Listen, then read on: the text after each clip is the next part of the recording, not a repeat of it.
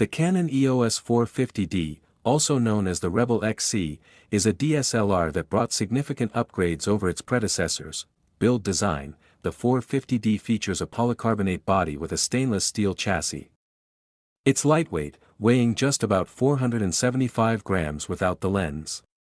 The grip is deep and comfortable, perfect for long shoots. Sensor image quality: the Canon 450D features a 12.2 megapixel APS-C CMOS sensor, paired with the Digic 3 image processor.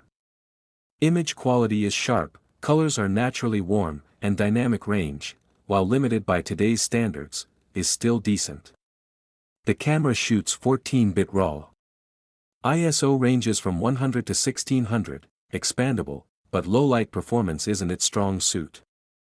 Autofocus performance: the 450D features a 9-point autofocus system, with one cross-type point in the center.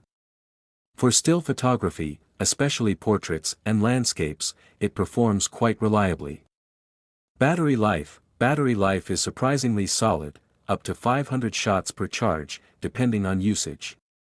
It uses SD/SDHC cards, which are widely available and affordable. Video capabilities: there's no video mode.